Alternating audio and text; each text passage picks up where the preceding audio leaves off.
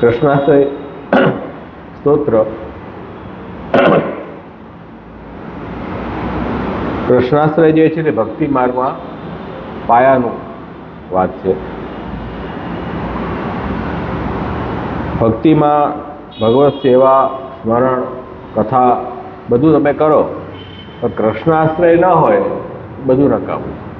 કૃષ્ણાશ્રય મુખ્ય પાયો છે. એના ઉપર આખી ભક્તિનું મહેલ છે ને એ ઊભું થયેલું છે. એટલા માટે કૃષ્ણાશ્રય ગ્રંથમાં દ્વારા શ્રી મહાપ્રભુજી પુષ્ટિજીવને નિસ્સાધનતાનો ભાવ જાગૃત કરવા માંગી રહ્યા છે કે નિસ્સાધનનો મતલબ છે કે સાધન રહિત હું છું. કેવલ ભગવાનથી જ મારો ઉદ્ધાર થઈ શકે છે. સાધન અભિમાન છોડીને એક પ્રભુને શરણે જવું, એ પ્રકારનો ભાવ એ કૃષ્ણાશ્રયનો ભાવ છે. સર્વ ધર્માન પરિત્યજ્ય મામ એકમ શરણમ વ્રજ. બધા ધર્મોને છોડીને, એટલે બધા સાધનનો અભિમાન છોડીને અને એક પ્રભુ કૃપાથી જ મારું બધું કાર્ય સિદ્ધ થાય, એ પ્રકારનો ભાવ કૃષ્ણમાં સ્થાપિત કરવો એ કૃષ્ણાશ્રયનો મૂળ ભાવના છે. તેના માટે કૃષ્ણનું મહાત્મ્ય પણ આપણે જાણવું પડે તો જ પ્રભુમાં એવો ભાવ સ્થિર થાય. એટલે કૃષ્ણનું સ્વરૂપ સમજવું જોઈએ. કૃષ્ણ શબ્દનો વ્યાખ્યા ઉપનિષદમાં એવી રીતે આપવામાં આવી છે કે કૃષ્ણ શબ્દને આપણે વિગ્રહ કરીએ તો કૃષ્ણ અને ણ બે અક્ષરોથી કૃષ્ણ શબ્દ બને છે. તો કૃષ્ણનો અર્થ થાય છે સત્તા, ણ એટલે આનંદ. એટલે કૃષ્ણનો મતલબ સદાનંદ એવો અર્થ થાય છે. એટલે કૃષ્ણનું સ્વરૂપ સદાનંદ સ્વરૂપ છે. એટલે આપણે પુરાણમાં જે શ્લોક છે, સચ્ચિદાનંદ રૂપાય વિશ્વોત્પત્તિ આદિ હેતવે તાપત્રય વિનાશાય શ્રી કૃષ્ણાય વયમ નમઃ. તો સચ્ચિદાનંદ રૂપાય, કૃષ્ણનું સ્વરૂપ કેવું છે? સચ્ચિદાનંદ સ્વરૂપ છે.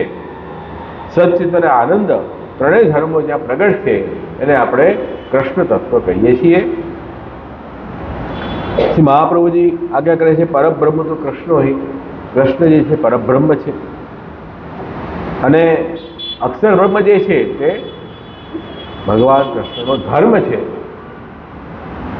ત્યાં પણ આનંદરૂપ છે અક્ષર પણ બંનેમાં ફરક એ છે કે કૃષ્ણ ધર્મી સ્વરૂપ છે અને અક્ષર જે છે તે ભગવાનનો ધર્મ છે. તો એટલા માટે જ ભગવાને ગીતા આજ્ઞા કરી યસ્માત ક્ષરમતી તો હમ અક્ષરાદપી ઉત્તમ અતોસ્મી લોકે વેદે પ્રતિત પુરુષોત્તમ. શ્રી કૃષ્ણ પોતાને ઓળખ આપતા શું કહે છે ભગવાન? કે હું પુરુષોત્તમ છું, પુરુષમાં ઉત્તમ છું. ક્ષર અને અક્ષર બંને પુરુષ કરતા હું ઉત્તમ છું. ક્ષરથી અતીત અક્ષર છે, કેમ કે ક્ષર જગત જે છે એમાં તો આનંદ ભગવાને પ્રગટ રાખ્યો નથી. એટલે એ જગતમાં આપણને ઉત્પત્તિ નાશ વગેરે ધર્મો દેખાય છે, એમાં આનંદનો આભાસ થાય છે, આનંદ છે નહીં. જ્યારે અક્ષર સ્વરૂપ જે ભગવાનનું છે એમાં આનંદ પણ પ્રગટ છે અને એ અક્ષરની ઉપાસના જ્ઞાનીઓ કરે છે અને જ્ઞાનીઓને બ્રહ્માનંદની પ્રાપ્તિ અક્ષરમાં લીન થઈને થાય છે. પણ અક્ષર બી અંતે તો ભગવાનનો ધર્મ છે જે વ્યાપક છે અને ભગવાન તો એ વ્યાપકની સાકાર રૂપ એ ભગવાનનું છે, એ ધર્મી સ્વરૂપ છે. એટલે અક્ષર કરતાં પણ ઉત્તમ કૃષ્ણ પોતાને કહે છે કે અક્ષરાદ અપી ઉત્તમ અતોસ્મી લોકે વેદે પ્રસિદ્ધ પુરુષોત્તમ. તો અક્ષરથી ઉત્તમ પુરુષોત્તમ શ્રી કૃષ્ણનું સ્વરૂપ છે અને એ શ્રી કૃષ્ણ વિશ્વોત્પત્તિ આદિ હેતવે, વિશ્વની ઉત્પત્તિ, વિશ્વની સ્થિતિ અને વિશ્વનું લય જેના આધાર છે એ કૃષ્ણ તત્વ છે. એનું જે કારણ છે એ કૃષ્ણ તત્વ છે. તો એ જ ભગવાને ગીતામાં પણ આજ્ઞા કરી છે કે અહમ કૃષ્ણ જગત પ્રભવ પ્રણસ્તતા મત્ત પરપરમ નાન્યત કિંચિત ધનંજય મયી સર્વવિદમ પ્રોતમ સૂત્રે મણિગણા એવ. એટલે ભગવાન કહે છે કે હું જ આ સૃષ્ટિનું મૂળ ઉત્પત્તિ અને લયનું કારણ છું ને મારા આધારે સૃષ્ટિ રહેલી છે. જેવી રીતે એક દોરાની અંદર મણીઓ પરોવાયેલી હોય એવી રીતે હું બધાનો જ આધાર છું. તો એ કૃષ્ણનું સ્વરૂપ છે. આનંદ માત્ર કરપાદ મુખો ધરાદી એ કૃષ્ણનો આશ્રય લેવાનો મહાપ્રભુજી આપણને આજ્ઞા કરી રહ્યા છે। કૃષ્ણનો આશ્રય કરો, કેમ કે એ પરમ તત્વ પરબ્રહ્મ છે। બીજા બધા દેવી દેવતાઓ પણ છે, જેને જે દેવમાં શ્રદ્ધા હોય એ દેવનું ભજન કરે, એના માટે એ દેવ ઈશ્વર છે, એમાં બે મત નથી। કેમ કે ઈશ્વર કોટીના દેવ શિવજી વગેરે બધા ઈશ્વર કોટીના દેવ છે, પણ એ પણ ભગવાનના જ અવતાર છે।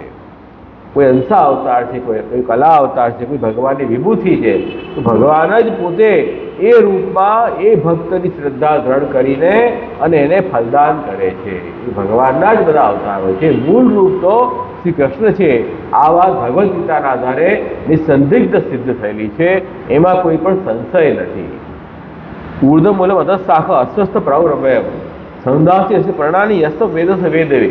15મા અધ્યાયમાં ગીતામાં ભગવાન કહે છે કે ઊર્ધ્વમૂલમ અધઃશાખમ અસ્વસ્થમ પ્રવરભયમ। ભગવાન કહે છે કે હું ઊર્ધ્વમૂલ છું, મૂળ ઉપર છે અને એની શાખાઓ નીચે છે। આ જગતરૂપી શાખાઓ પ્રસરેલી છે, મૂળ એ બ્રહ્મમાંથી આ શાખાઓ નીકળી છે। તો ભગવાન કે હું બધાનો મૂળ છું, જેમાંથી સૃષ્ટિ આખી પ્રગટ થઈ છે। અને એ વૃક્ષના પાંદડાઓ વેદ છે। જેમ પાંદડાઓ આપણને પોષણ કરે, છાયા આપે, એવી રીતે વેદ જે છે, વેદમાં ભગવાનની પ્રાપ્તિના ઉપાયો છે, જેનો આશ્રય લેવાથી જીવને સંસાર દુઃખથી, સંસાર તાપથી શાંતિ પ્રાપ્ત થાય છે। તો એ વાત અહીંયા બતાવે કે તાપત્રય વિનાશાય, એ કૃષ્ણનો આશ્રય તમે કરશો તો ત્રણેય પ્રકારના દુઃખોથી તમને છુટકારો મળશે। તો અહમ તો આ સર્વ પાપેભ્યો મોક્ષિષ્યાય માસુચો। ભગવાને પણ આ વાત કહી છે કે મારો આશ્રય કરીશ તો બધા જ પાપ અને દુઃખોથી તું છૂટી જઈશ। ઠાકુરજી પોતે બાંહેધરી આપણને આપી છે, તો એ ભગવાનનો આશ્રય તમે લો। પ્રભુ સ્વયં કહી રહ્યા છે કે દેવી એશા ગુણમયી મો માયા દુરત્યા મામે પ્રપદ્યંતી માયા વિતમ તરદિતે। કે આ મારી જે ગુણમયી માયા છે, ત્રિગુણાત્મક, જેનાથી આખી સૃષ્ટિ ઉત્પન્ન થઈ છે, એ બધાને મોહિત કરે છે।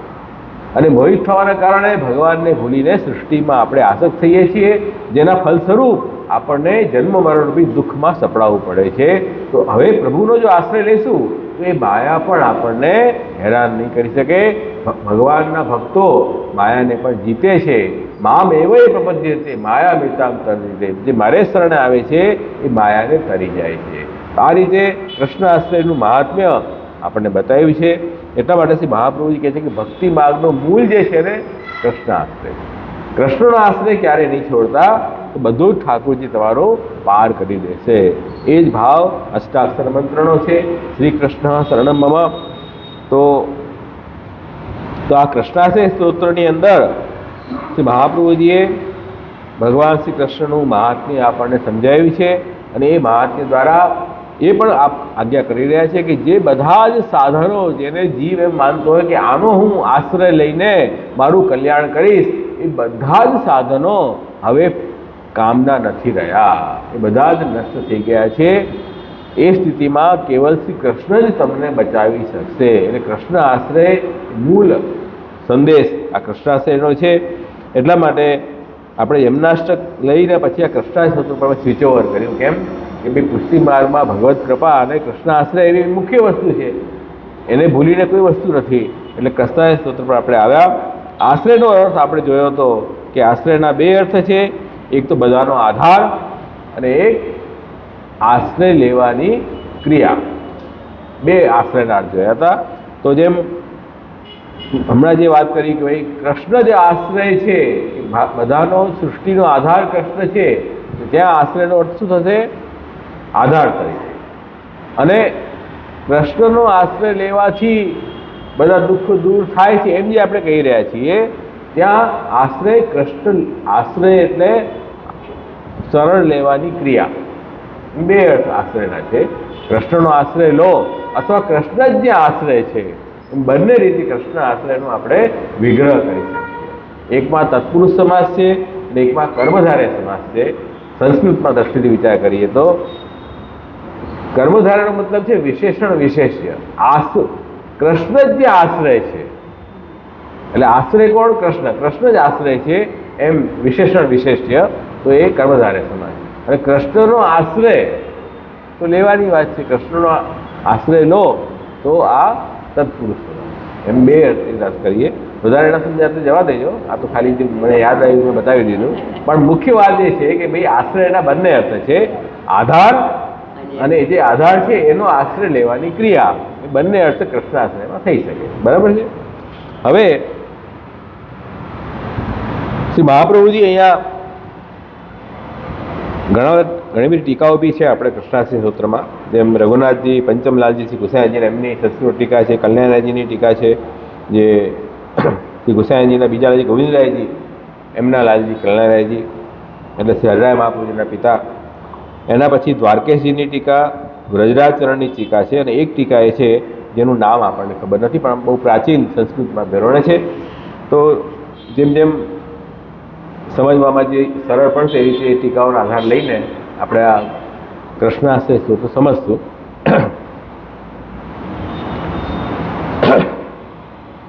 પછી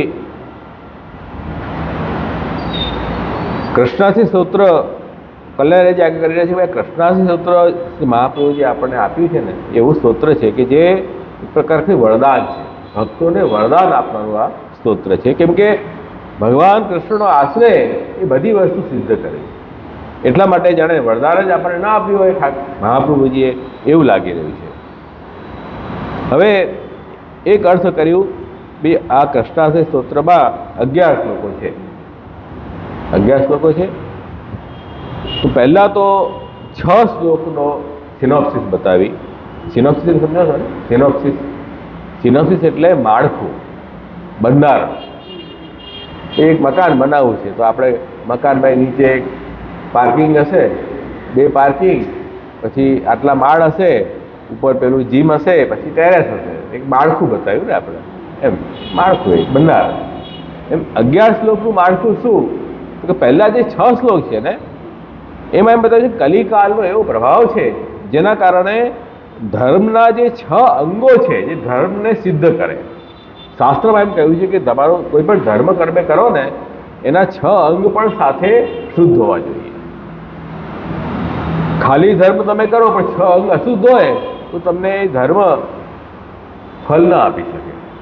એ 6 અંગ કયા છે? તો દેશ, કાલ, દ્રવ્ય. દેશ, કાલ, દ્રવ્ય, મંત્ર, કર્તા અને કર્મ. જ્યાં તમે ધર્મ કરી રહ્યા છો એ દેશ શુદ્ધ હોવો જોઈએ, સાત્વિક હોવો જોઈએ, એની પણ અસર ધર્મ ઉપર પડે. જ્યાં અધર્મ થતો હોય, અધર્મ થતો હોય, પાપનું આચરણ થતું હોય એવી જગ્યાએ તમે ધર્મ કરો તો ધર્મ તને ફાયદો નહીં કરે. તો દેશ શુદ્ધ હોવો જોઈએ. કાલ, જે કાલમાં ધર્મ કરી રહ્યા છો એ શુભ કાલ હોવો જોઈએ. આપણે મુહૂર્ત દેખાડીએ છીએ કે નહીં, એ મુહૂર્ત જોઈને કામ કરીએ આપણે. એ શું છે? કાલ. કાલની પણ શુદ્ધિ, શુભ હોવો જોઈએ, અશુભ કાલ ન હોવો જોઈએ. એટલે જો નોર્મલી રાત્રિનો સમય જે અશુભ કહેવાય અને દિવસનો સમય શુભ કહેવાય. આ નોર્મલ કહું છું, એવું નથી, એમાં બી ઘણા બધા એ છે. પણ સામાન્ય રીતે આપણે રાત્રિના કાલમાં અસુર વેલા કહેવાય. દેશકાલ, દ્રવ્ય.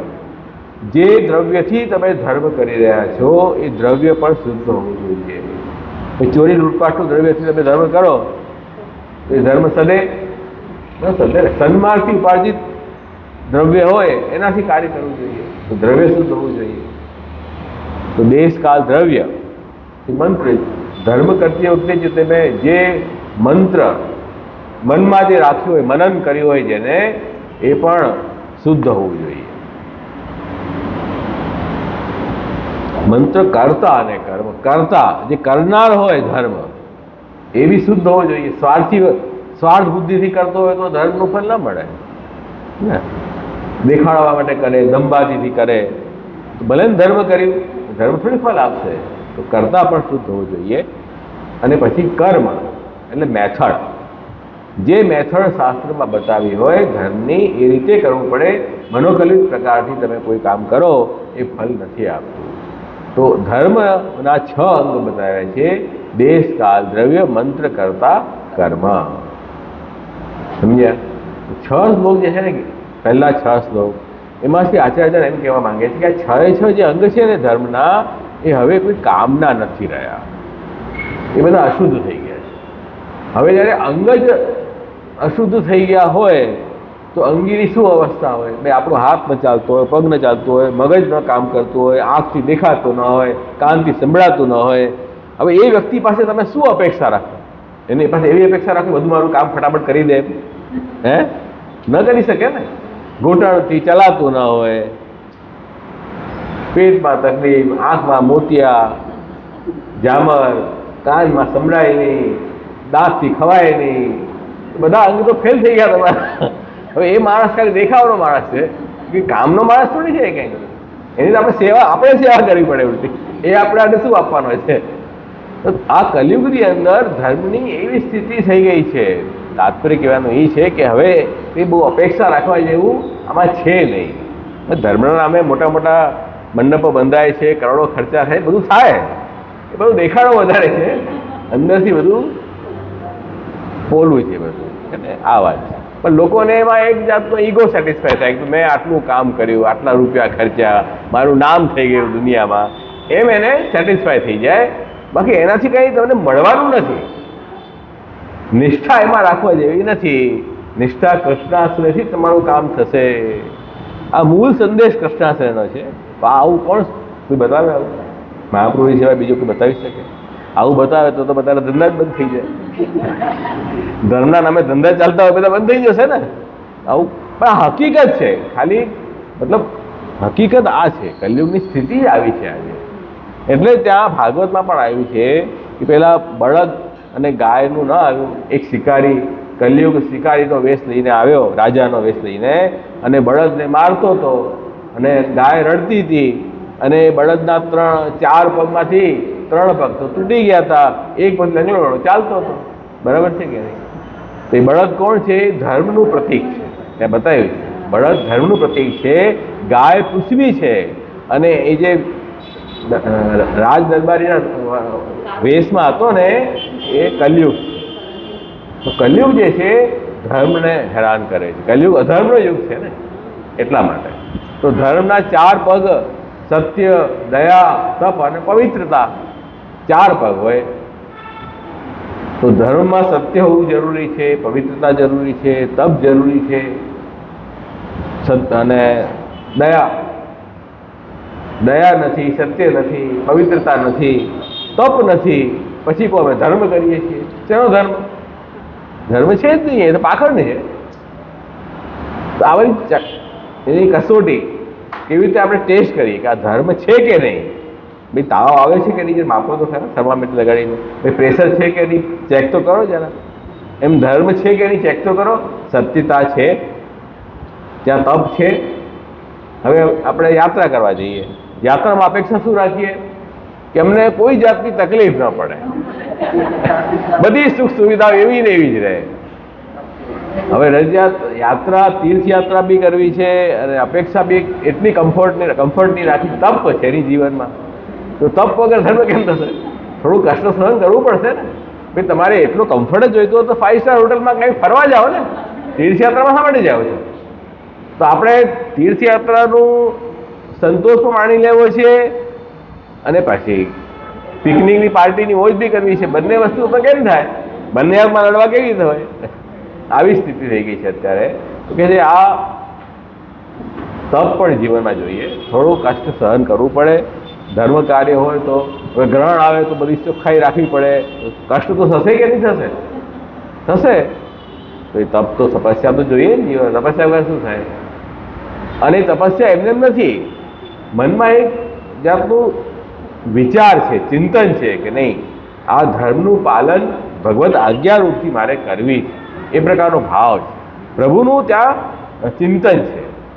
તપનો મતલબ બેઝિકલી મુખ્ય અર્થ તપનો શું છે? ચિંતન કરવું, ભગવત ચિંતન કરવું, અને એ ચિંતનમાં જેવી કષ્ટ આવે એને સહન કરવું, એ તપસ્યા છે.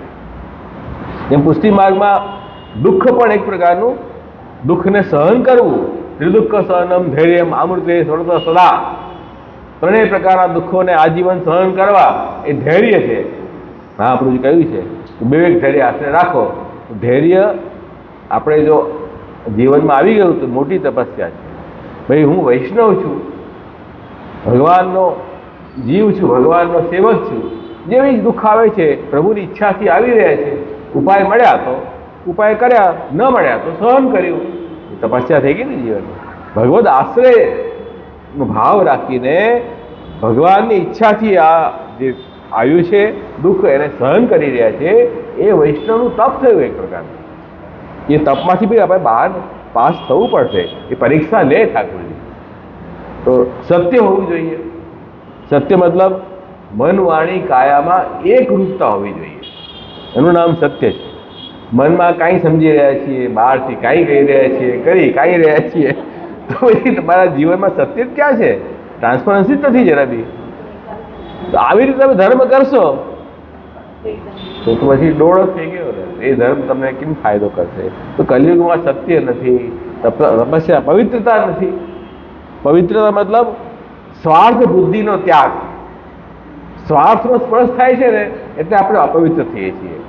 લાલચ, ઈગો, આ બધા આવ્યાથી આપણે આપણું પવિત્રતા નષ્ટ થાય છે.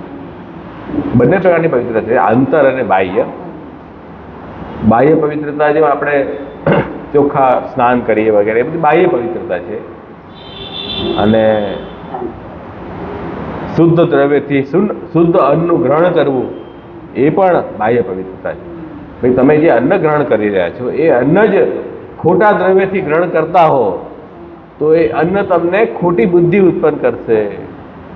એટલા માટે બાહ્ય શુદ્ધિ આંતર શુદ્ધિ પણ જરૂરી છે. આંતર શુદ્ધિ એટલે એ જ અનાસક્ત ભાવ, સ્વાર્થનો ત્યાગ, અભિમાનનો ત્યાગ. આ બધું ક્યાં મળે છે હવે? તો બધું ખાલી સાંભળવા જેવું રહી ગયું, પુસ્તકમાં વાંચવા જેવું રહ્યું છે કે દેખાતું છે નહીં. તો જીવનમાં સત્ય નથી, તપસ્યા નથી, પવિત્રતા નથી. અને દયા,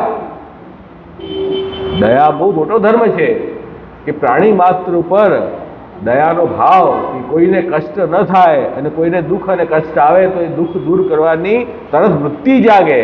પછી એ આપણો માણસ હોય કે આપણો માણસ ન હોય તો પણ એ દયાનો ભાવ છે. તો આ બધા ભાવ હવે છે નહીં અને ધર્મ આપણે કરી રહ્યા છીએ. ધર્મની ધજા દોડી, એ ધ્વજાની કોઈ અર્થ નથી. એ તમારો બળદ તો બિચારો ચાલવા યોગ્ય જ નથી. આવી સ્થિતિ થઈ ગઈ એટલે પછી પરિશ્રામ થઈ ગયું કે આ તો નહીં ચાલે, મારા રાજ્યમાં આવું નહીં ચાલે. કલયુગને કીધું કે હું તને માની રાખીશ. તો રાજા પરીક્ષિતે પોતાના ભક્તિના તેજથી એ બળદના ચારે ચાર પગ સીવી દીધા. બળદ ઊભો થઈ ગયો. કેમ ઊભો થયો? ભક્તિના તેજથી. ભગવદ આશ્રય જે છે પરીક્ષિત ભગવાનનો આશ્રય છે, ઠાકોરજીના આશ્રયથી ધર્મ ઊભો થયો છે. કૃષ્ણાશ્રય જ મેન થયું કે ન થયું? આ વાત જ ભાગવતની અંદર પ્રશ્ન પૂછ્યો છે પહેલા અધ્યાયમાં કે ભાઈ જ્યાં સુધી ઠાકોરજી ભૂતલ પર બિરાજ્યા પ્રગટ રૂપથી ત્યાં સુધી તો કલિયુગને એ અસર ન થઈ. પણ જ્યારે ઠાકોરજી સ્વધામ પધારી ગયા, હવે કલયુગ કોના શરણે છે? એવો પ્રશ્ન એટલા માટે પૂછ્યો સૌનકજીએ સૂતજીને કે સૌનક ઋષિઓ જે છે એ 1000 વર્ષ સુધી યજ્ઞ ચાલે એવું યજ્ઞનું અનુષ્ઠાન કરીને બેઠા હતા. સૂતજી ત્યાં આવ્યા, સૂતજીને પૂછ્યું કે અમને આ ધર્મ કરવાની ઈચ્છા થઈ રહી છે, ધર્મ અમે કરી રહ્યા છીએ, તો ધર્મનો કોઈ તો રક્ષા કરી રહ્યો છે. ઠાકોરજી તો હવે પધારી ગયા સુદામ, હવે કોણ રક્ષા કરી રહ્યો છે? તો એ જ પછી કીધું કે નહીં, શ્રીમદ ભાગવત ઠાકોરજીનું સ્વરૂપ છે અને ભાગવત એટલે ભક્તિશાસ્ત્ર છે. તો એ ભાગવત અહીંયા પ્રગટ થયું છે, એના આધારે એને શરણે ધર્મ છે. તો એમાં બી ભાગવતનો પણ મુખ્ય સંદેશ શું છે? ભાગવત ગૂઢાર્થ પ્રકાશન પરાયણ. ભાગવતનો ગૂઢ અર્થ શ્રી મહાપ્રભુજી આપણને શું બતાવે છે? ભક્તિ, ભગવાનનો આશ્રય. એ તો વાત આવી ગઈ. અંતે છેલ્લે વાત કરીને આમ કરીને કૃષ્ણાશ્રય પર જ આવે છે કે નહીં? તો કૃષ્ણાશ્રય મૂળ વસ્તુ છે જે આપણને બતાવી છે. તો એટલા માટે આ પહેલા 6 શ્લોકોની અંદર ધર્મના જે 6 અંગ બતાવ્યા છે એ કેવી રીતે નિષ્ફળ થઈ ગયા છે અને કૃષ્ણનો આશ્રય કેવી રીતે આપણને સફળતા અપાવશે એ વાત પહેલા 6 શ્લોકમાં છે. કૃષ્ણ શરીરનું બંધારણ સમજાવી રહ્યો છે. સમજી ગયા 6 શ્લોક? એ તો હવે એક એક શ્લોક જોશું એટલે આવશે એમાં. એના પછી 4 શ્લોકો જે આવે છે એમાં 4 પુરુષાર્થની વાત છે. ધર્મ, અર્થ, કામ અને મોક્ષ 4 પુરુષાર્થ આપણે શાસ્ત્રમાં બતાવ્યા છે. પુરુષાર્થ એટલે શું? પુરુષ અને અર્થ. પુરુષ એટલે વ્યક્તિ. પુરુષનો મતલબ પુરુષ એટલે નારી બી હોઈ શકે, નર બી હોઈ શકે. પુરુષ એટલે વ્યક્તિ. એના અર્થ, અર્થ એટલે ઈચ્છા. વ્યક્તિની ઈચ્છા શું હોવી જોઈએ? કે બે સુખની પ્રાપ્તિ અને દુઃખની નિવૃત્તિ. આ તો બે ઈચ્છા હોય જ માણસ. અંતે બધું ફરી લે તો ત્યાં જ આવીએ ને આપણે. પછી હજી એમાં શાસ્ત્રકારે કે દુઃખની નિવૃત્તિ એટલે શું? કે બધા દુઃખોથી છૂટી જવું, જેને આપણે મોક્ષ કહીએ. અને સુખ એટલે શું? કે આપણી ઇન્દ્રિયોથી વિષયની અનુભૂતિ કરવાથી જે સુખ મળે એ સુખ લઈ લો. પણ એટલું સિમ્પલ નથી, કેમ કે જે ઇન્દ્રિયોથી જે વિષયને ભોગવીએ છીએ એ તો બહુ ક્ષણિક સુખ છે, નાશવંત સુખ છે. અને આપણે વાસ્તવમાં સુખ કહી શકીએ? વાસ્તવમાં સુખ કહેવા લાયક નથી. વાસ્તવમાં જે સુખ છે ને એ તો આત્મસંતોષ. જે માણસ સંતોષી હોય, જેને સંતોષ હોય, ભાઈ જે મળે છે એમાં આનંદથી રહેતો હોય, એ ક્યારેય દુઃખી ન થાય. અને જે માણસની પાસે બધી જ વસ્તુ હોય પણ જો મનમાં એને તૃષ્ણા જ હોય તો એ દુઃખી જ રહેવાનો છે. મતલબ મૂળમાં અંદરનો આત્મસંતોષ બહુ જરૂરી છે. એ જ સુખ છે, એ સમજવાની વાત છે. એ જ કામ છે, એ જ ઈચ્છા હોવી જોઈએ. ભાઈ આત્મસુખ, હું પોતાથી સંતુષ્ટ રહું, એ જ મુખ્ય સુખ છે. બાકી તો બધા સુખ મતલબ વગરના છે. તો કામ એટલે ઈચ્છા, ઇન્દ્રિયોથી વિષયોની ઈચ્છા, તો વિષયોથી નિરપેક્ષ થઈ જવું અને પોતાના આત્માથી સુખ મેળવવું, પોતાના જાતથી સુખ મેળવવું, એ આત્મસુખ છે. કેમ કે શરીર અને ઇન્દ્રિયથી જે સુખ ભોગવાય છે એ તો બધો નાશવંત ક્ષણિક સુખ છે. પણ આ શરીરમાં જે આત્મા છે એ તો અવિનાશી છે. એ આત્માથી જે સુખ મળે છે એ ક્યારે નષ્ટ નહીં થાય. એ આત્મસુખ છે. તો આત્મસુખ જ વાસ્તવમાં સુખ છે, જેને આપણે કામ પુરુષાર્થ કહીએ છીએ. અને ધર્મ અને અર્થ. ધર્મ એટલે જો ધર્મ એટલે કોઈ વસ્તુ કરવી, પણ એના કરતા પહેલા એમ સમજો એક તો ક્રિયા. કોઈ પણ જેમ પંખો ફરે છે તો એક ક્રિયા કરી રહ્યું છે. આને આપણે કર્મ ન કહીએ, કેમ કે પંખો તો નિર્જીવ છે. પણ જે હું બોલી રહ્યો છું, મારું બોલવાનું એક ક્રિયા છે, પણ આને ક્રિયા ન કહીએ, આ મારું કર્મ છે. કેમ કે મારા સભાનતામાં મારા સંકલ્પથી હું બોલું છું. તો આ ક્રિયા નથી, કર્મ છે. આ ક્રિયા છે. હવે ધર્મ શું? તો ધર્મમાં પણ કોઈ માણસ ક્રિયા જ કરશે ને. પણ ક્રિયા અને કર્મ કરતા ધર્મ અલગ ચીજ છે. વેદ પ્રણયિત ધર્મ તદ વિપર્ય અધર્મ. વેદમાં જે કહ્યું હોય કે આમ કરો અને પછી આપણે કરીએ, એ કેવલ કર્મ નથી, એ ધર્મ છે. શાસ્ત્ર વચ્ચે આવે અને શાસ્ત્ર અનુસાર આપણે કોઈ કર્મ કરીએ ને, એ કર્મને કેવલ કર્મ નહીં કહેવાશે, એ ધર્મ કહેવાશે. જો આપણે ભોજન કરીએ, સવારે નાસ્તો, પછી લંચ અને પછી ડિનર, બરાબર? તો ભોજન તો કરી જ રહ્યા છીએ. પણ જ્યારે ડાયટિશિયન આપણને કહે કે નહીં, તમારે નાસ્તામાં આવી રીતે કરવાનું, આટલો કલાકનો ગેપ રાખવાનો, પછી તમારે લંચ લેવાનું, પછી આમ કરવાનું, પછી ડિનર લેવાનું, એમાં આટલી જ વસ્તુ લેવાની, એ બી આટલા પ્રમાણમાં જ લેવાની, એ પ્રમાણે ખાવાનું શરૂ કરીએ તો એ સામાન્ય ભોજન કર્મ ન થયું. એ શું થયું? એક મેડિસિન થઈ ગઈ. એટલે આહાર જ ઔષધિ થઈ ગઈ છે ને. હવે ખાવાનું તો બંનેમાં કોમન હતું કે નહીં? પણ એક ખાવાનું આપણા મન ફાવે ખાતા હતા અને એક ડૉક્ટરે કંટ્રોલ કરીને ખાવાનું કીધું, તો એક ડાયટ થઈ ગયું, એક ડાયટ પ્લાન થઈ ગયું. એવી રીતે કર્મ પહેલાં સ્વચ્છંદ રીતે કરતા હતા આપણે. હવે શાસ્ત્ર, ભગવદ આજ્ઞા એને બંધાઈને કોઈ કર્મ કરીએ છીએ તો એ કર્મ ધર્મ થઈ જાય છે. એ પછી કેવલ કર્મ નથી રહી જતું, એ ધર્મ પુરુષાર્થ છે. બરાબર? અને પછી ધર્મ કેવી રીતે કરશો? કે અર્થથી ધર્મ. અર્થ એટલે જે સંપદા આપણને આપી છે ભગવાને, આ શરીર સૌથી પહેલું અર્થ છે. શરીર માધ્યમ ખલુ ધર્મ સાધન. સૌથી પહેલા ધર્મમાં સાધન આપણું શરીર છે. શરીર સૌથી પહેલા વેલ્થ છે. Health is wealth. પછી પૈસો છે કે પરિવાર છે કે મિત્ર વર્ગ છે કે ઘર છે, આ બધું પણ અર્થ, આ બધું અર્થ છે આપણું. આ બધું અર્થ શેના માટે કરવું છે આપણે ભેગું? ધર્મ કરવા માટે. ધર્મ શા માટે કરવું છે? કે જેનાથી આપણે આત્મસુખ રૂપી કામ પુરુષાર્થ સિદ્ધ થાય અને પછી જ્ઞાન પ્રાપ્ત થાય ઈશ્વરનું, તો પછી જીવ મુક્ત થઈ જાય, મોક્ષ પ્રાપ્ત થઈ જાય. એમ ધર્મ અર્થ કામ મોક્ષ 4 પુરુષાર્થ આપણે ત્યાં શાસ્ત્રોમાં બતાવ્યા છે. હવે આજે કોઈને ખબર જ નથી જીવનમાં શું કરવું, એ લક્ષ્ય જ, ફોકસ જ નથી કોઈને. આપણે એમાં જ વધી રહ્યા છીએ, પણ આપણું જીવનનું આ લક્ષ્ય બતાવ્યા છે કે આ 4 પુરુષાર્થમાં આપણી જીવન ડિવાઈડ હોવું જોઈએ. તો બેલેન્સ જીવન થયું ને આપણું. ભાઈ અમુક વસ્તુ ધર્મ પુરુષાર્થ માટે, અમુક અર્થ પુરુષાર્થ માટે, અમુક કામ પુરુષાર્થ, અમુક મોક્ષ પુરુષાર્થ માટે, તો બરાબર જીવ્યા. હવે ખાલી અર્થ જ કમાતા રહ્યા આખું જીવન, ન ધર્મ કર્યું ને ભોગ કર્યું અને મોક્ષ મારે તો કંઈ થયું જ નહીં. તેવા અર્થ પુરુષાર્થનો શું ફાયદો? બરાબર. કેવલ કામ પુરુષાર્થ આપણે કર્યું અને એ કામથી આપણને અંતે મોક્ષ તો મળશે નહીં, તો એવું કામ, એવી ભોગનો ફાયદો શું? ધર્મ પણ કર્યું પણ સ્વાર્થ માટે ધર્મ કર્યું, તો એવો સ્વાર્થી અને સકામ ધર્મથી પણ તમને દુઃખથી છુટકારો નહીં મળે. તો અર્થ ધર્મ માટે વાપરો. ધર્મ જે છે તે આત્મસુખ, ભગવત પ્રસન્નતા માટે કરો. અને એ ભગવત પ્રસન્નતાથી જ્યારે ધર્મ કરશો તો તમારું અંતઃકરણ શુદ્ધ થાય, પછી ભગવત જ્ઞાન તમને પ્રાપ્ત થાય, તો પછી આ સંસારથી તમે મુક્ત થઈ જશો. આ આપણે ત્યાં શાસ્ત્રોમાં 4 પુરુષાર્થ બતાવ્યા છે. ધર્મ અર્થ કામ મોક્ષ. કેટલું સરસ બતાવ્યું છે.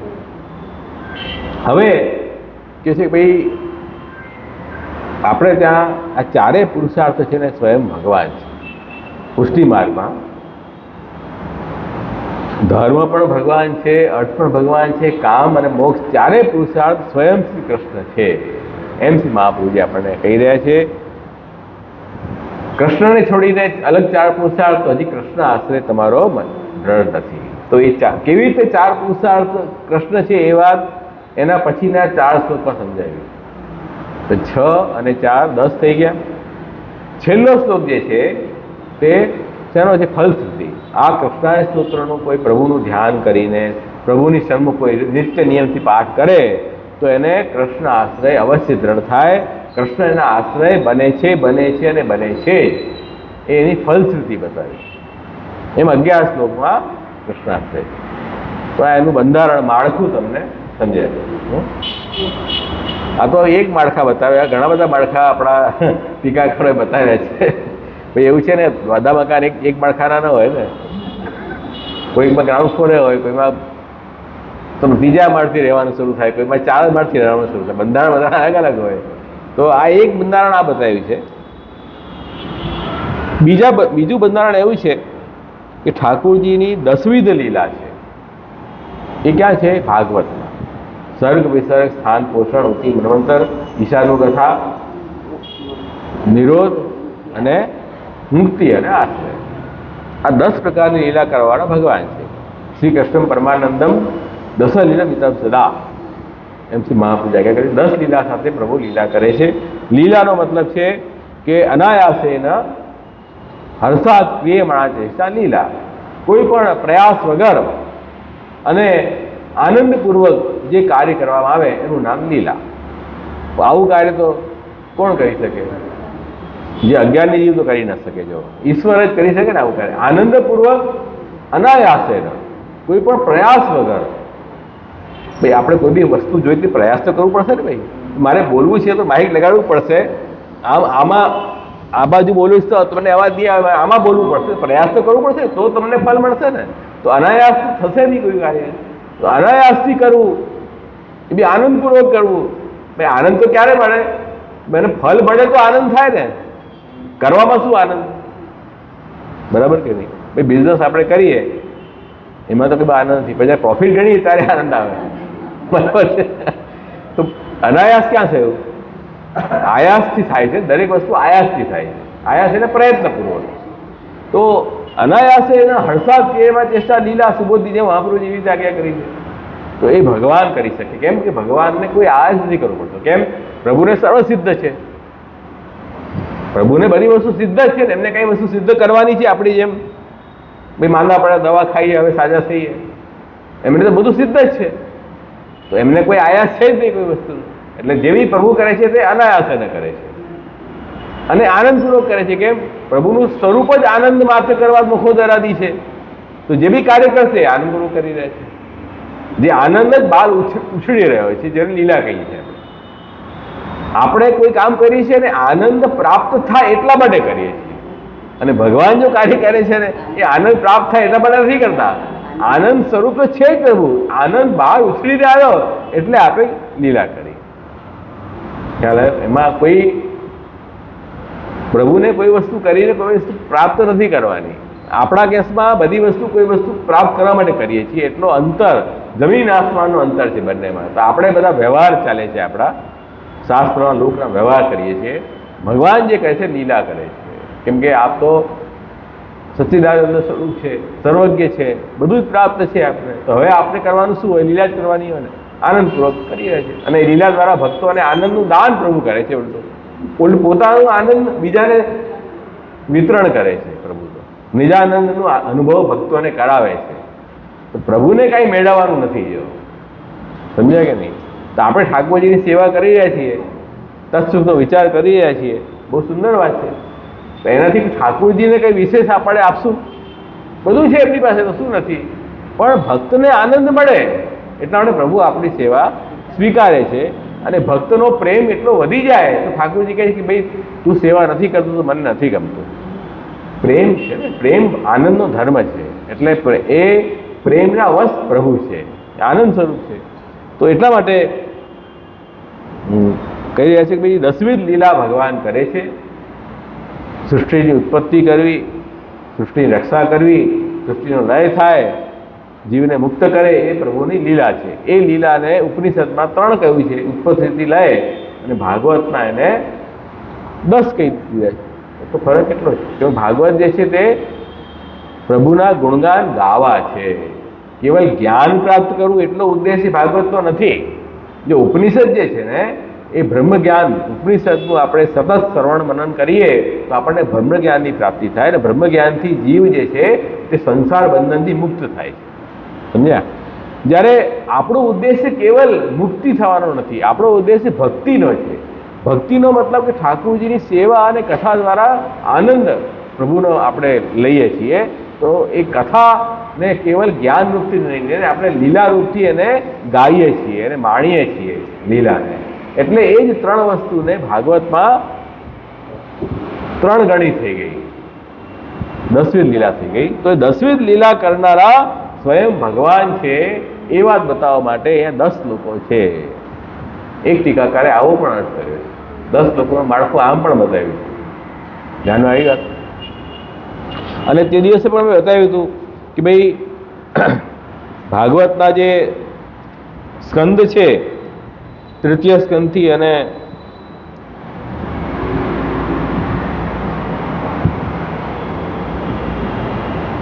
11મા સ્કંદ સુધી એ બધી લીલા કરનારા સ્વયં શ્રી કૃષ્ણ છે.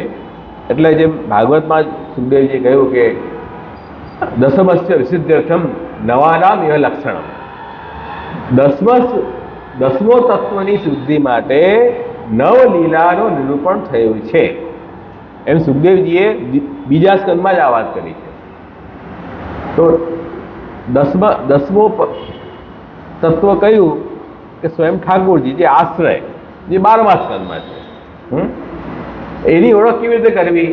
એ કૃષ્ણ જે આશ્રય છે એની ઓળખ કેવી રીતે કરવી? કે 9 લીલાથી, કે જે સર્ગ કરી રહ્યા છે, વિસર્ગ, સ્થાન, પોષણુતિ, મન્વંતર, ઈશાનુકથા, નિરોધ અને મુક્તિ જે કરનાર છે એ તત્વ કૃષ્ણ છે. એમાં 9 લીલાથી 10મા તત્વની ઓળખાણ થાય. આ તમે કોણ ભાઈ? આ કોઈ વ્યક્તિ છે જે બધું કામ કરે છે એમ. આ જેમ પ્રાઇમ મિનિસ્ટર ઓળખાણ આપે, શું કેવું? આ કોણ છે? અરે આ દેશના પ્રાઇમ મિનિસ્ટર છે, દેશને ચલાવે છે, દેશનું બધું વહીવટ કરે છે. એવી રીતે આ બધી સૃષ્ટિની જે નવલીલાઓ છે એ કરનાર કોણ છે? એક તો આશ્રય તત્વ કૃષ્ણ છે. તો દસમસ્ય વિશુદ્ધ્યર્થમ નવા નામ એવો લક્ષણમ, દસમ તત્વની શુદ્ધિ માટે નવ લીલાઓનું નિરૂપણ ભાગવતમાં થયું છે. એ રીતે અહીંયા 10 શ્લોકમાં ગણવાનું. આ સંખ્યાનો ભાવ બતાવી રહ્યા. પહેલા 10 શ્લોકની સંખ્યાનો ભાવ શું? આ ભાવ એ નવ લીલાથી 10મો જે કૃષ્ણ તત્વ છે એને ઓળખ આવે છે. ત્યાં અઘરું છે. અઘરું લાગે? અઘરું લાગે? એટલે આજે જે 11 શ્લોકો છે ને કૃષ્ણાશ્રયમાં, તો 11 શ્લોકમાં પહેલા 10 શ્લોકનો ભાવ શું સમજવો? કે આ ભાવ સમજવો. 11 શ્લોક તો ફલશ્રુતિ છે, પાઠનું ફલ છે. એમાં અલગ અલગ ભાવ બતાવ્યા છે. પહેલા ભાવમાં એ બતાવ્યું કે ધર્મના 6 અંગ વિફલ થઈ ગયા અને 4 પુરુષાર્થ, 6 અને 4 10, એમ એક ભાવ હતો. બીજો ભાવ આ બતાવ્યો કે નહીં, 9 લીલાથી 10મા તત્વને ઓળખવી, એમ 10 લીલા 10 શ્લોકોથી ગણી લેવી, એવી રીતે. ત્રીજો ભાવ એવો છે કે ભગવાનના 10 પ્રકારના ભક્તો છે. 10 ભક્તો સાથે ભગવાન સેવ્ય છે. 10 પ્રકારના ભક્તો કયા? પહેલા તો સાત્વિક, રાજસ, તામસ અને નિર્ગુણ. 4 થઈ ગયા. ભાઈ આવી બધા ભક્તમાં ભેદ સાંભળે રાખ્યા છે કે ઠાકોરજી લીલા અલગ અલગ પ્રકારની કરવી હોય ને, એટલે બધા એક સરખા ડબ્બા જેવા હોય તો લીલામાં મજા ના આવે. તો જે ભોજન કરવા આપણે બેસીએ તો અલગ અલગ બધું વસ્તુ રાખીએ ને, ખટાશ હોય, મીઠાશ હોય, થોડી તીખાશ પણ હોય, થોડું મીઠું પણ હોય, શાકભાજી હોય, દાળ હોય, બધું હોય ને, તો ખાવાની મજા આવે. રોજ રોજ એક દાળ ભાત કોઈ આપી દે કંટાળો ના આવે. પણ આ શું રોજ રોજ આપી છે? એમ ભક્તો અલગ અલગ હશે, અલગ અલગ પ્રકારના ભાવવાળા, તો લીલામાં પણ વેરાયટી આવશે. આવે કે નહીં? એટલે ઠાકોરજીએ વેરાયટી રાખવા માટે 4 પ્રકારના ભક્તો મૂકે છે. જે એકમાં સાત્વિક ગુણ પ્રધાન છે, એકમાં રાજસ ગુણ પ્રધાન છે, એકમાં તામસ ગુણ પ્રધાન છે, એકમાં નિર્ગુણ છે. હવે સાત્વિક ગુણનો મતલબ કે પ્રભુનું મહાત્મ્ય જ્ઞાનની જ્યાં પ્રધાનતા હોય એ સાત્વિક ગુણ. તામસ ગુણ એટલે પ્રભુનું જ્ઞાન ન હોય પણ ઠાકોરજીમાં સ્નેહ એટલો બધો કે પ્રભુ વગર ચાલે જ નહીં.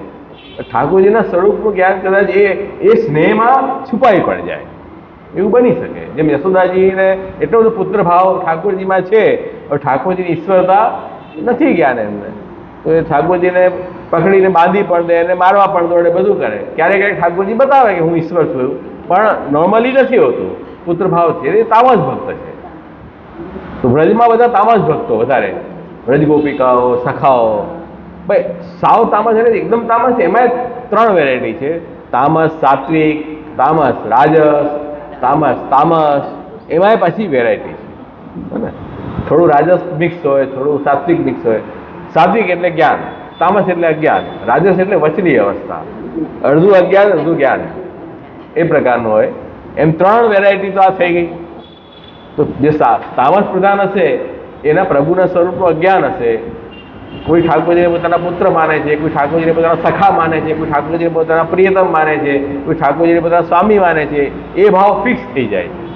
એમાંથી પછી કોઈ વાર ઠાકોરજી કંઈ દેખાડે તો તે વખતે સમજી જાય, પાછું એ મૂળ ભાવ આવી જાય, એ ભાવ ફિક્સ થઈ જાય.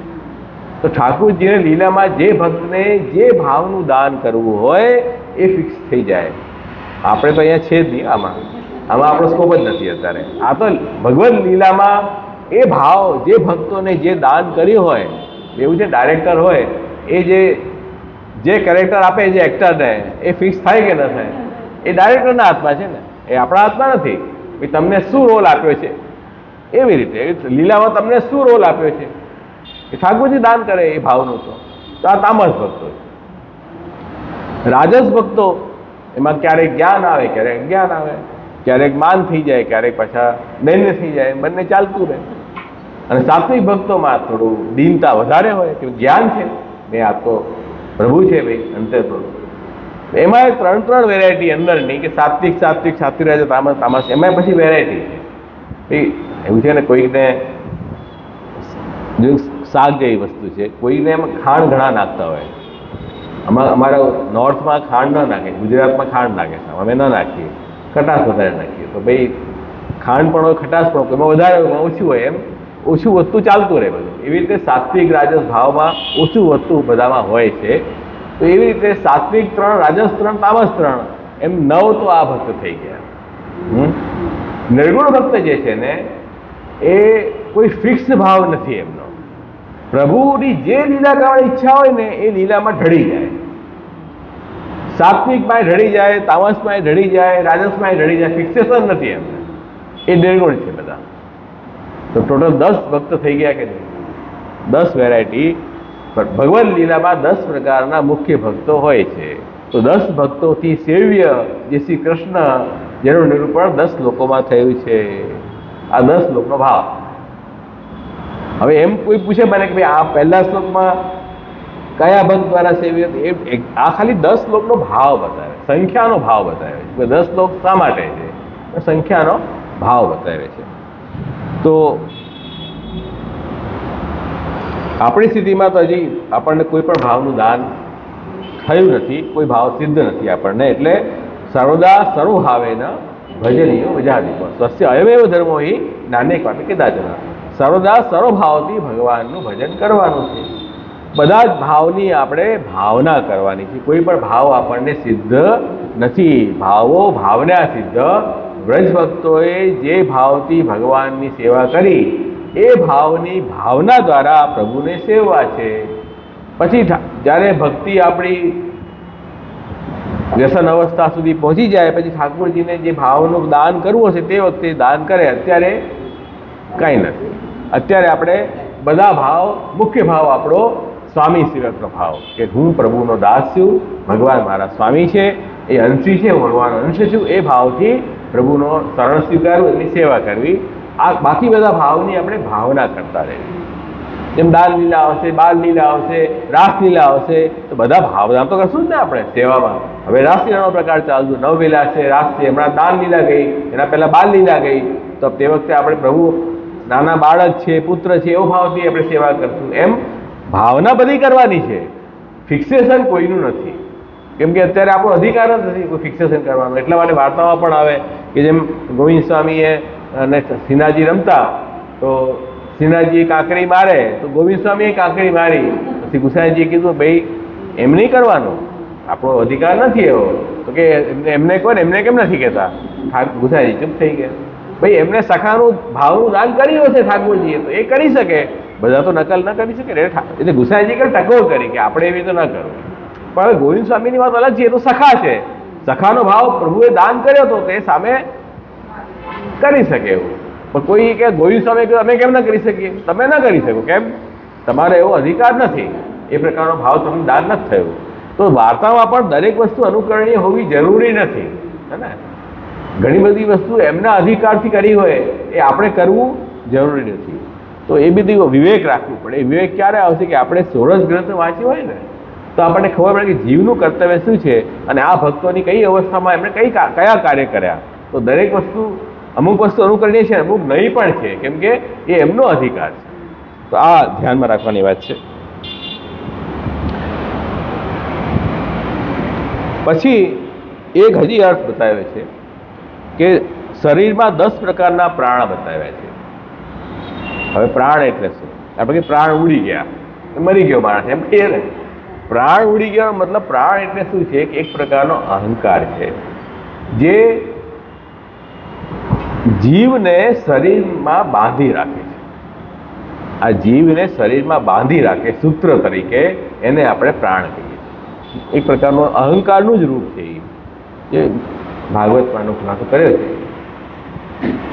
પ્રકૃતિના બધા વિકારો છે, અહંકાર, ઇન્દ્રિય, પંચમહાભૂત, આ પ્રકૃતિના જ અલગ અલગ રૂપ છે. એમાં અહંકાર એટલે એક સેલ્ફ અવેરનેસ પોતાની, કે હું છું એ પ્રકારનો ભાવ, એ અહંકાર છે. અહંકાર એટલે ખરાબ જ હોય જરૂરી નથી. અહંકાર સ્વાભિમાન પણ હોઈ શકે, મિથ્યાભિમાન હોઈ શકે. તો અહીંયા અહંકાર સ્વાભિમાન કે મિથ્યાભિમાનની વાત નથી કરતા. અહંકાર એટલે એક પ્રકારનો ભાવ, હું છું, બસ આટલી જ વાત છે. આમાં બીજી કોઈ વાત નથી. તો એ અહંકારનું એક રૂપ છે પ્રાણ, કે જે જીવને શરીર સાથે બાંધી રાખે. એ 10 પ્રકારના પ્રાણ બતાવ્યા છે કે એ એ જે વાયુ જે છે ને એ 10 પ્રકારથી ફરે શરીરમાં. ઉપરનો વાયુ, નીચેનો વાયુ, મધ્યનો વાયુ, એનાથી જે બ્લડ સર્ક્યુલેશન શરીરમાં ચાલે, ઓક્સિજન લઈએ, કાર્બન ડાયોક્સાઇડ બહાર કાઢીએ, આખી સિસ્ટમ છે ને. લાઈફ મેન્ટેન કેવી રીતે થાય? ભાઈ શરીરમાં ઓક્સિજન જશે અને ખરાબ વાયુ બહાર નીકળશે, ઓક્સિજન સર્ક્યુલેશન કરશે બ્લડ, એનાથી બધું ઓક્સિજન શરીરમાં પહોંચશે, એનાથી શરીર કામ કરશે, એનાથી જીવંત રહીશું આપણે. એ બધું પ્રાણનું કામ છે, સમજ્યા તમે? તો પ્રાણ વગર તો જીવન જ નથી. પ્રાણ શું કરે? આપણું જીવન રાખે, જીવતો રાખે માણસને પ્રાણ. અહીંયા એમ કરે કે શરીરને સિદ્ધ કરવાવાળું તો પ્રાણ છે. એ શરીરમાં 10 પ્રકારના પ્રાણ શાસ્ત્રોમાં બતાવે છે. એમ ભક્તોને બધું સિદ્ધ કરવાવાળા ભગવાન છે પ્રાણરૂપ. એટલા માટે અહીંયા 10 શ્લોકથી એ ભગવાનનું નિરૂપણ થયું છે પ્રાણ સ્વરૂપથી. એમ પહેલા 10 શ્લોક આવી ગયા. આ અલગ અલગ રીતે બધા 10 શ્લોકોનું ભાવ અહીંયા બતાવ્યું છે. 11 શ્લોક કૃષ્ણાશ્રયના છે, એમાંથી 11 શ્લોકનું આ બંધારણ છે. હવે કંઈ પૂછવું છે આમાં? ઘણી બધી વાત આપણે વિષય ચર્ચાયા છે, એક વિષય નથી. તો કૃષ્ણનું સ્વરૂપ શું છે, કૃષ્ણનો આશ્રય શા માટે લેવો, કૃષ્ણાશ્રય સ્તોત્રનું એટલે કૃષ્ણાશ્રયનું શું મહત્તા છે આપણે ત્યાં, એ બધી વાત સમજીને પછી એ વાત ઉપર આવે કે ભાઈ આ 11 શ્લોકનું બંધારણ શું છે, એના અલગ અલગ ભાવો બતાવ્યા છે 10 શ્લોકોના. છેલ્લો શ્લોક તો પાઠનું ફલ બતાવ્યું છે. એમ અહીંયા 11 શ્લોકની અંદર કૃષ્ણાશ્રયનું નિરૂપણ કર્યું છે.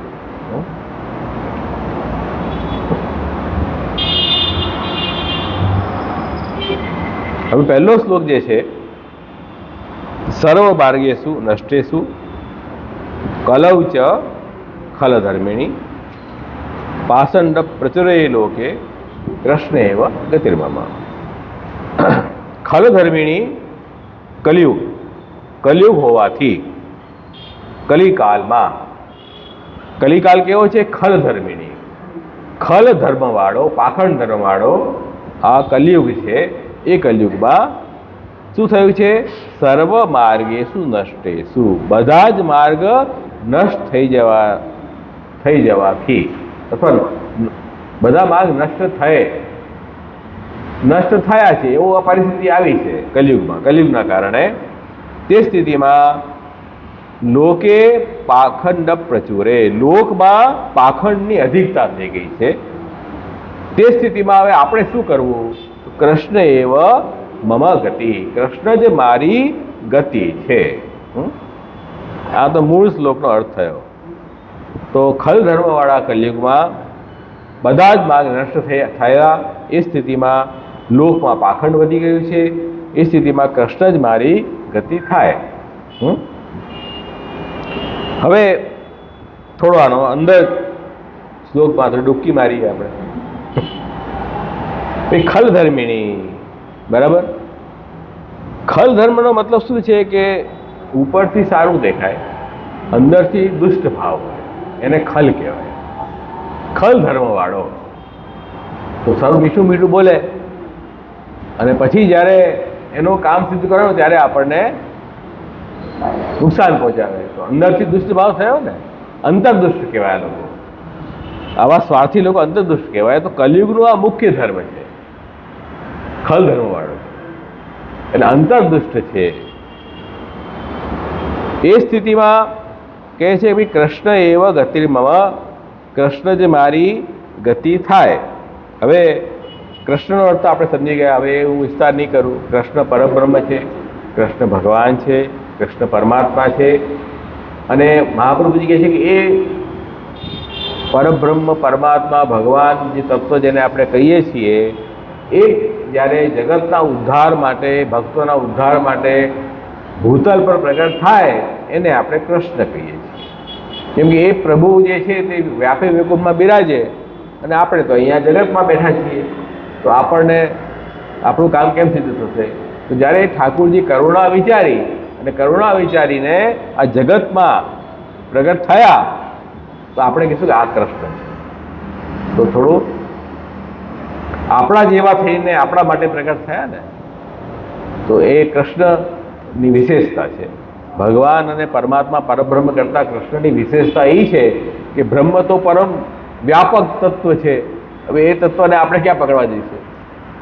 અથવા ભગવાન તો 6 ગુણોવાળા ભગવાન, ઐશ્વર્ય, વ્યસન, જ્ઞાન, વૈરાગ્ય, એને આપણે ક્યાં પકડવા જઈશું? પરમાત્મા તો સર્વના આત્મા ભગવાન છે. હવે એની સાથે આપણે સંવાદ કેવી રીતે સ્થાપિત કરવા?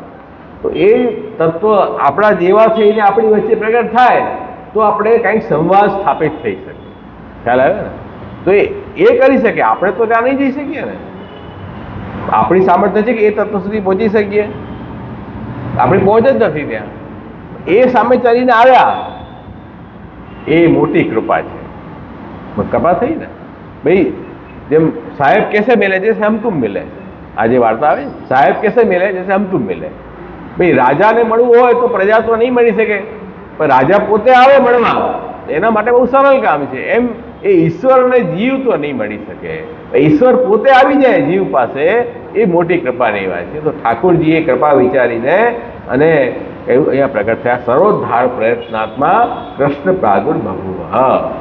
બધા જીવોનો ઉદ્ધાર કરવાનું અંતઃકરણવાળા ભગવાન કૃષ્ણ પ્રગટ થયા. આ કૃષ્ણની વિશેષતાઓ. ભગવાન અને પરબ્રહ્મ કરતાં કૃષ્ણ વધારે નજીક છે આપણી સાથે. એમની સાથે આપણે વાત કરી શકીએ, આપણે કંઈ વાત કહી શકીએ કે આ મારી તકલીફ છે, અથવા મારે આ સેવા કરવી હોય તો એ વ્યાપક તત્વની સેવા કેવી રીતે કરશો?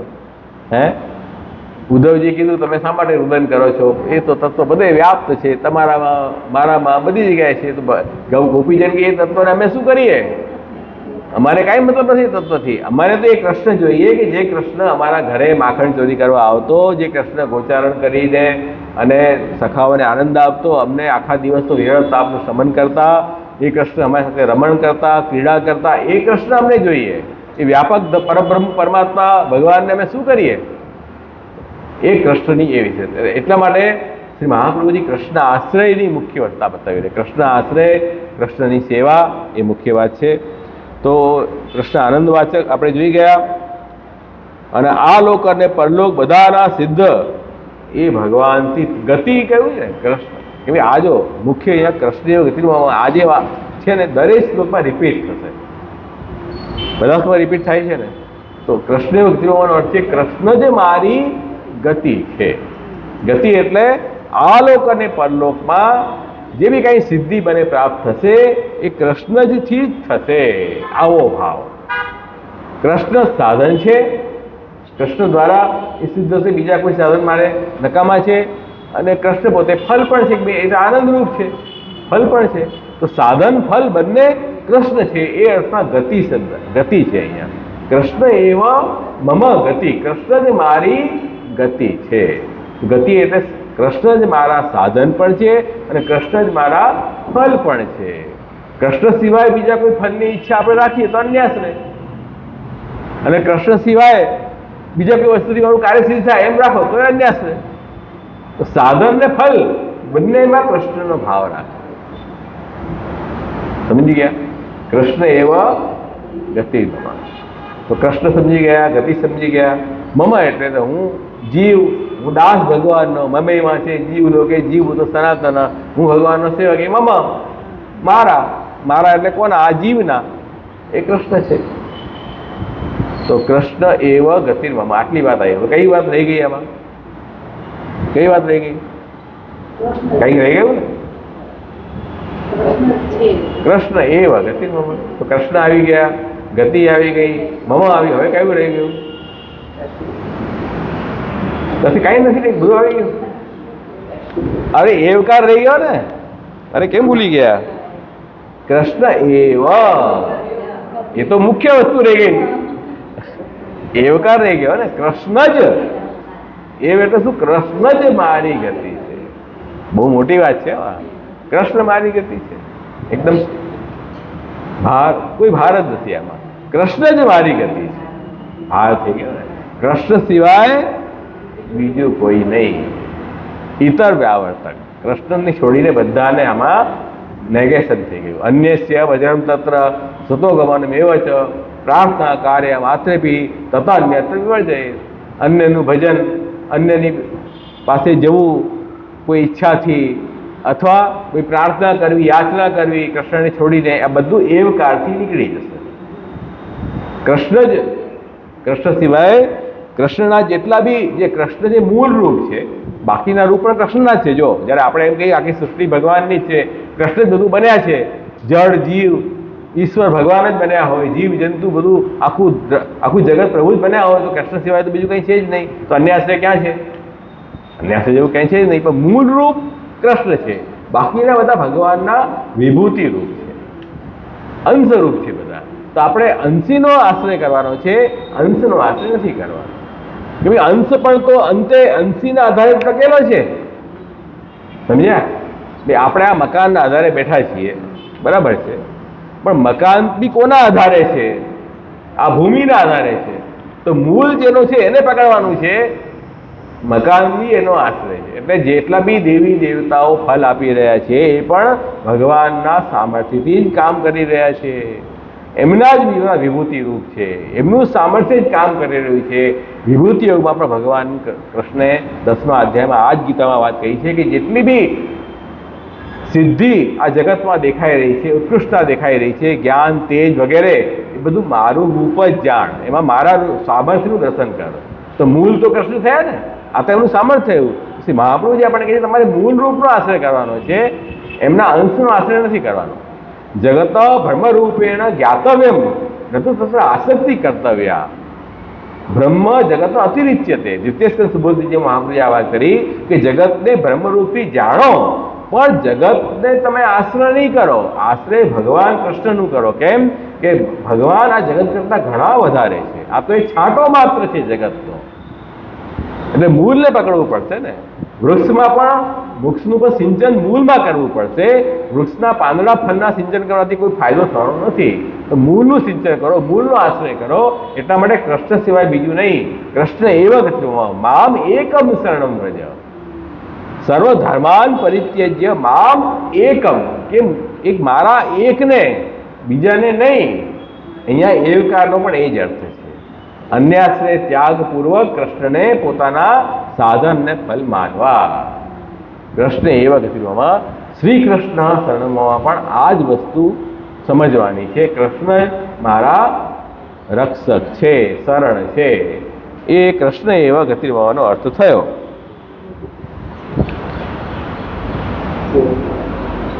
હવે ખલધર્મની કલૌ.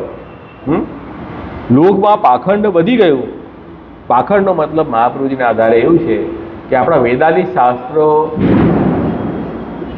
ને છોડીને, એનો અર્થ છોડીને કાંઈ પણ મનોકલ્પિત પ્રકારથી કંઈ કરવું એ પાખંડ.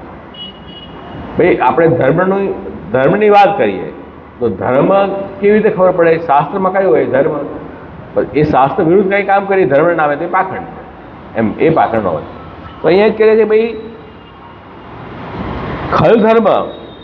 ખલધર્મનો મતલબ શું કે પાખંડ વધી જાય, એ જ એનું ખલધર્મ છે. અંતર્દુષ્ટ કયા અર્થમાં? કે બહારથી સારું દેખાય, અંદરથી દુષ્ટ હોય. એટલે બહારથી ધર્મ ચાલતું હોય, અંદર શાસ્ત્રની કોઈ વાત હોય જ નહીં, પાખંડ થઈ ગયું. ખ્યાલ આવ્યો? તમે ધર્મ કરો છો તો સત્ય ગાયબ છે, તપસ્યા ગાયબ છે, પવિત્રતા ગાયબ છે, દયા ગાયબ છે, અને કહો છો ધર્મ. શેનો ધર્મ? ધર્મ કહો છો એમાં દેશ શુદ્ધ નથી, કાળ શુદ્ધ નથી, દ્રવ્ય શુદ્ધ નથી, કર્તાનો ભાવ શુદ્ધ નથી, તમે ધર્મ થયો. શેનો ધર્મ થયો? પાખંડ થઈ ગયો છે ને. તો આ કલયુગની અંદર પાખંડ, ધર્મના નામે પાખંડ વધારે ચાલે છે. ધર્મ તો બહુ ઓછું છે, એટલે પાખંડ વધારે છે. પાછળ ન પ્રચરે લોકો, પણ લોકોને એમાં જ ઇન્ટરેસ્ટ છે.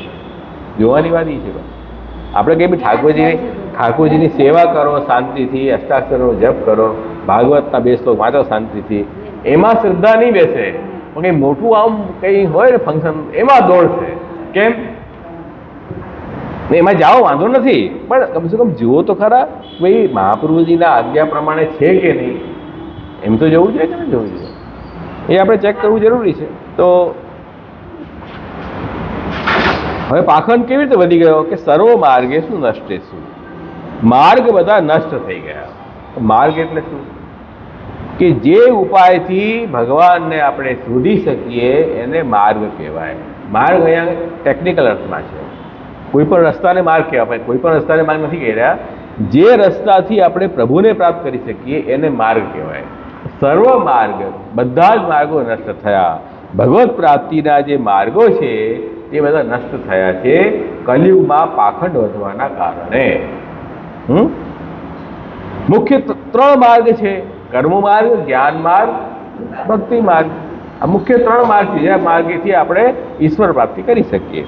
હવે જેમ કર્મ માર્ગ લઈએ ફોર એક્ઝામ્પલ, તો યજ્ઞ વગેરે રૂપી કર્મ કરવાથી સ્વર્ગની પ્રાપ્તિ થાય એમ શાસ્ત્રમાં લખ્યું છે. એટલે બધા યજ્ઞ કરે, અલગ અલગ યજ્ઞ ચાલે છે ને, બધા યજ્ઞ કરે છે, બધા કરો, આનંદથી કરો. પણ એમાં સ્વર્ગનો અર્થ શું? સ્વર્ગ એટલે શું? ભાઈ સ્વર્ગ પ્રાપ્તિ માટે યજ્ઞ કરો, સ્વર્ગનો અર્થ શું? તો શ્રી મહાપ્રભુજી આજ્ઞા કરે છે કે સ્વર્ગનો મતલબ આત્મસુખ છે. આત્મ એટલે પરમાત્મા. પરમાત્માની અનુભૂતિ, સુખ, આપણા હૃદયમાં બિરાજેલા પરમાત્માની અનુભૂતિ થવા લાગે, એ આત્મસુખ, એ સ્વર્ગનો મતલબ છે.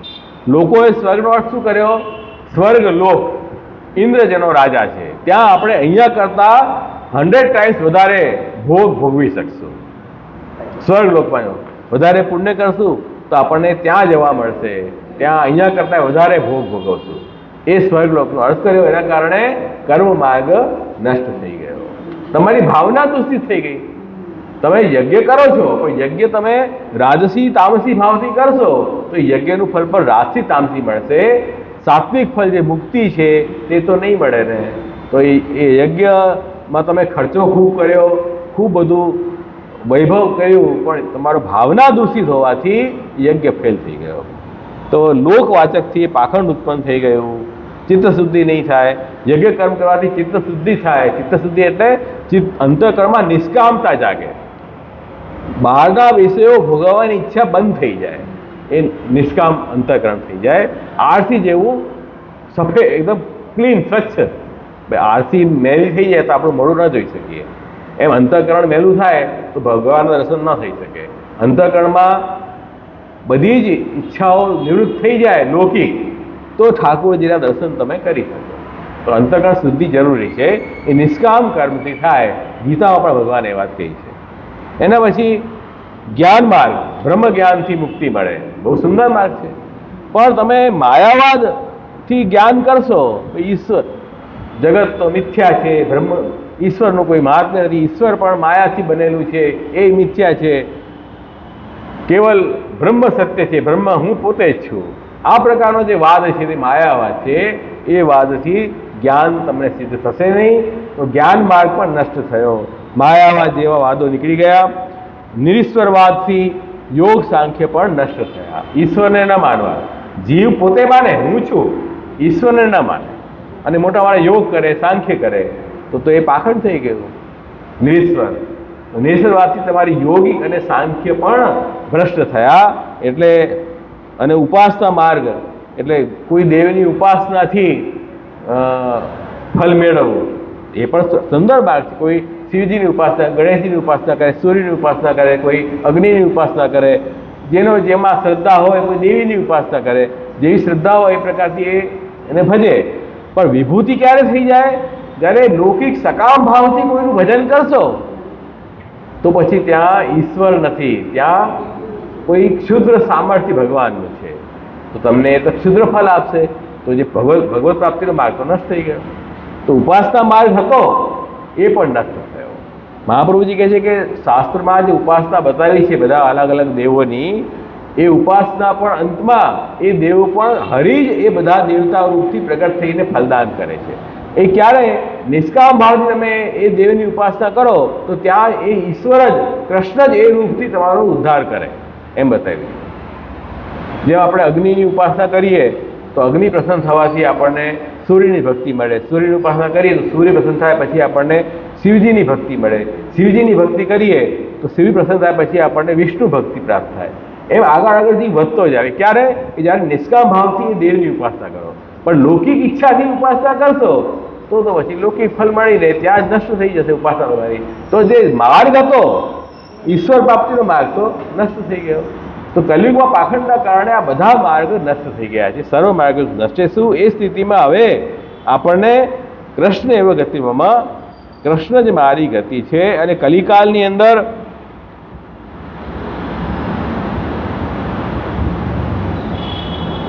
ચ પી છે અહીંયા, એટલે સર્વ માર્ગે શું નષ્ટે શું કલૌ ચ ખલ ધર્મિણી. ચ જે લખ્યું છે ને પણનો મતલબ એ લેવાનો છે કે કલિકાલમાં જે મહાદેવ વગેરે જે છે એ પણ કલિકાલને સહાયક થઈ ગયા. કેમ કે ભગવાને જ એવી આજ્ઞા કરી છે શિવજીને કે તમે એવા એવા રૂપ ધારણ કરીને લોકમાં ઉપદેશ ફેલાવો કે જેનાથી મારું સ્વરૂપ ઢંકાઈ જાય અને બીજું સ્વરૂપ પ્રગટ થાય. એટલે શિવજીએ ભગવદ આજ્ઞા માનીને આવા બધા મત પ્રચારિત કર્યા લોકમાં, ખોટા નિશ્વર મત છે, માયાવાદ વગેરે, જેના કારણે લોકો ઈશ્વરથી દૂર થઈ જાય. એ શા માટે કર્યું કે જે આસુરી જીવ છે ને એને પ્રભુની ઈચ્છા નથી કે મને પ્રાપ્ત કરે, એટલે એમને દૂર કરવા માટે આવા મત પ્રચલિત થયા છે. તો કલિયુગમાં આવા મતની બોલબાલા છે. બોલબાલાનો મતલબ કે એ મતનું વધારે લોકો પ્રચલન છે એમ કહી રહ્યા છે. એટલે તાત્પર્ય કહેવાનું એ છે કે ઈશ્વર વિરોધી જે મત હોય ને એ કલિયુગમાં ખૂબ ફૂલે ફાલે. જે ઈશ્વરને ન માનતા હોય ને એ મતમાં લોકોની આસ્થા શ્રદ્ધા વધારે હોય. કેમ? એમાં આપણો અહંકાર ઝુકાવો નથી પડતો, ઇન્ટેગ્ર ને અહંકાર. જ્યારે ઈશ્વરને માનવું કહીએ તો ઈશ્વર પાસે તો ઝૂકવું પડે, આપણે એ કોઈને પોસાતું નથી. એટલે ઈશ્વરમાં જેમાં ન હોય ને એવા જે મત છે ને એ મત વધારે ચાલશે. જો મેડિટેશન કરો, પોતાનું ધ્યાન કરો, તમારામાં આત્મવિશ્વાસ રાખો, તમારાથી બધું થઈ જશે, ઈશ્વર ગાયબ થઈ જાય ત્યાં, હે ને? આ એક ટેકનિક છે, એનાથી લોકોને બહુ મજા આવે છે. મજા કેવા આવે કે આપણો અહંકાર પોષિત થાય છે આમાં, સમજ્યા? તો પોઝિટિવ બધી વાત કરે, મોટિવેશનલ વાત કરે તો આપણે કેવું સરસ બોલે છે, વાહ વાહ, બહુ આનંદ આવી ગયો. પણ એમાં ઈશ્વર તો ગાયબ થઈ ગયા, ધનનો પાખંડ થઈ ગયો હતો, તમે બહિર્મુખ થઈ ગયા એમાં તો.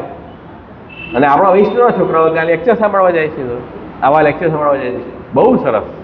આમ કોન્ફિડન્સ ડેવલપ થઈ ગયો મને પોતાનામાં. અરે ઠાકોરજીમાં વિશ્વાસ રાખશો તો ઓટોમેટિક આત્મવિશ્વાસ થઈ જશે તમને. એમ કેમ સમજતા નથી? આ તો નિરાધાર, કોઈ આધાર વગર કોન્ફિડન્સ ડેવલપ કરે છે. અને આપણે તો પ્રભુનો આધાર રાખીને કોન્ફિડન્સ વધારે આવે કે નિરાધારને વધારે આવે? કોમન સેન્સની વાત કરું છું. કોઈ આધાર ન હોય એને પણ આત્મવિશ્વાસ જાગતો હોય તો આપણી પાસે તો ભગવાનનો આધાર છે, તો આત્મવિશ્વાસ કેમ નહીં જાગે? એ પરિસ્થિતિ જતું નથી. હવામાં કોઈ હોય, લટકતો હોય, એને આત્મવિશ્વાસ જાગે છે, ઈશ્વરને માનતો નથી. અને આપણે તો ઈશ્વર જેવું ફાઉન્ડેશન આપણી પાસે છે અને એમાં આપણે આત્મવિશ્વાસ ન જાગે, આ કયા પ્રકારની વાત છે? આ તો બહિર્મુખતાની જ વાત થઈ ને બધી. આ બહિર્મુખ કરે છે લોકો. તો આપણે એવી મીઠી મીઠી વાતો સમજી શકતા નથી. અંદરથી અંતર્દુષ્ટ છે. આ કલિયુગનો સ્વભાવ જ એવો છે કે બાહ્ય મીઠી મીઠી વાતો અંદરથી દુષ્ટ હોય. બહાર તો સરસ મજાની દેખાવ સરસ, અંદરથી તો વાઘ હોય, ખાઈ જાય આપણે સીધું. આ કલિયુગનો સ્વભાવ છે. કલિયુગ એટલે કોઈ કલિયુગ કરીને માણસ નહીં આવે. આ બધા કલિયુગના જ પ્રકાર છે જે ચાલે છે ને દુનિયામાં, એ કલિયુગના જ પ્રકાર છે બધા, સમજ્યા ને? તો એ જ વાત છે કે ભાઈ અહિંસા છે, દયા છે, પરોપકાર છે, બધું સરસ છે. પણ ઈશ્વરને બહિર્મુખ થઈને તમે દયા પરોપકાર બી કરો ને, એનો શું અર્થ છે? કોઈ અર્થ નથી. તમે ઈશ્વર વિરોધી થઈ ગયા ને. હવે તો મતલબ નથી. જે દેશમાં તમે રહેતા હો એ દેશના રાજાનું તમે દ્રોહ કરો અને પછી તમે પરોપકાર કરો, રાજા તમને રાખે એમાં? રાજદ્રોહ થઈ ગયો હોય તો જે ઈશ્વરની આ દુનિયા છે એ ઈશ્વરનો તમે વિરોધ કરો છો અને મોટી ધર્મની વાતો કરો છો, તો એ ધર્મ ક્યાં ચાલશે? એ તો પાખંડ છે 100%. તો પાખંડ થઈ ગયું છે. સર્વ માર્ગે શું નષ્ટ કલુ છે, પાછળ તો પ્રચરેલો કે કૃષ્ણ એવી ગતિમાં, તો ભગવત પ્રાપ્તિના બધા માર્ગો જે છે તે નષ્ટ થયાથી હવે એ કૃષ્ણ જ મારો આશ્રય છે. હવે કૃષ્ણ આશ્રય કેવી રીતે છે આ સ્થિતિમાં, એ હવે નેક્સ્ટમાં આપણે સમજાવીશ. હવે આ સ્થિતિ આવી ગઈ કાલની. કાલમાં તો બધા ચપડાઈ ગયા ને. હવે કૃષ્ણનો આશ્રય કેવી રીતે રાખીને બચવું, આનાથી કૃષ્ણ કેવી રીતે બચાવશે, એનો ખુલાસો કંઈ થયો નહીં. તે સ્પષ્ટીકરણ નેક્સ્ટમાં કરીશું. હે થશે? કેમ નહીં? કેમ નહીં થાય? એવું છે? હા, જ્યારે થશે ત્યારે. તો આપણે અહીંયા વિરામ કરીએ આજે. લાંબુ વાળો થઈ ગયો છે ને થોડું. ઓનલાઈન કરી લઈશું. હા, તો. હે